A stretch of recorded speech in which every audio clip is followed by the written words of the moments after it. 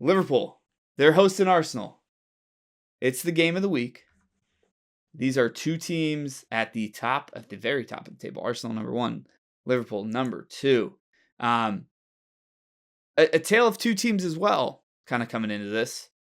You have the Liverpool team that tied United, and then today, I'm recording this late on a Wednesday night, but you got Liverpool smacking the shit out of West Ham in the Carabao Cup 5-1. But you also have an Arsenal team that lost recently to Villa. I know Villa's on a heater. Villa's unstoppable. But then they beat Brighton 2-0. There are certain themes in this that I think are going to be key. I don't pretend to come on here and be an expert. I think the fans' perspective and the fans' point of view is something that is always important. And I think that's why we do the pod, because we're all just fans. And,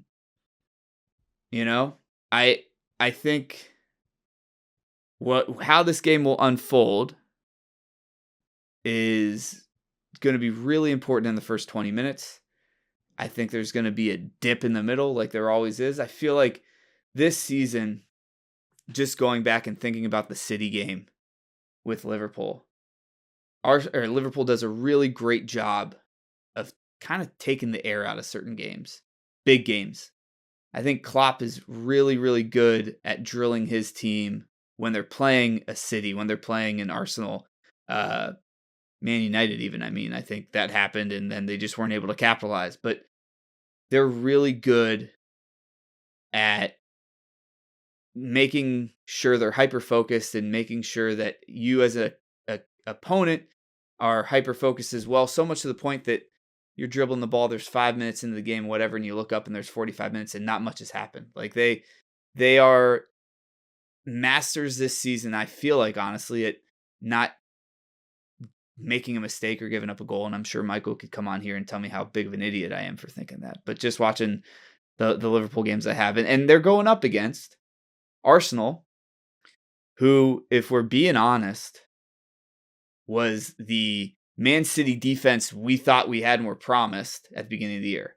When we did our preseason predictions, we joked that City might not give up 15 goals. That obviously is already surpassed. But this Arsenal defensive line is probably the best defensive unit in the Premier League. So that's definitely going to play into this as well. The one thing that I do want to mention, I know Michael has talked about this a ton, is the inability this season so far for Arsenal to score in open play. And I think that's a huge, huge thing to talk through and to think about. Nketiah is their top scorer. He's got 5. Saka's tied with him with 5 as well. So they're top. Havertz with 4. I want to say, and you're going to hear my prediction here in a little bit, but I'll spoiler alert it. I'm picking Liverpool in this one. It's at Anfield. I think it's really difficult to beat them away from home or at Anfield. And I think it's going to be really, really difficult for Arsenal because I think that Klopp knows he has to limit the dead ball opportunities and the free kick opportunities. It will be interesting, though, because I know both teams want to hold possession, and Arsenal, to their credit, I think has been the best team at possession in the Premier League this season. And I think Arteta, as we saw last season, maybe not how they finished, but we did see last season, he's a top coach. He's an amazing coach. Declan Rice is going to play a huge role in this game. He has been, as promised, honestly, coming over to Arsenal this season. I hate doing this, but I think it's been true. Obviously, Rodri hasn't played as much, but I think Declan's the best DM. He does so much for this team, and he runs this midfield for this team. And in the Premier League, I think he's been better than Rodri, who I think held that crown last year for sure. And I know Declan's going to play a big role in this, having Odegaard in that midfield, and I think if you want to look at units and who has the advantage, it's right now on form, especially like that Liverpool front line. I'll take any day of the week. I know there's some frustration with Darwin, as a lot of our fans reached out to us with some of our content this week. But Darwin's one of those dudes, man, where it's like he could have a terrible game for sure, but he also has 4 goals just in him somewhere, and they can come out of nowhere. I would take the Liverpool front line over the Arsenal one. I think I take the Arsenal midfield over the Liverpool midfield right now, just because you got Odegaard, you got Rice in there. And then the defense, I know I waxed poetically about Arsenal just now, but I think it's a toss-up at times. It depends on what backline's going to show up for Liverpool. I think if you're going to get a good Virgil van Dijk, that's key. That second center back section, if it's Konate, which I hope it is, I think they need to start playing with each other. I think that is going to be the partnership that is going to be the difference for Liverpool this season. I think he's wildly good as well.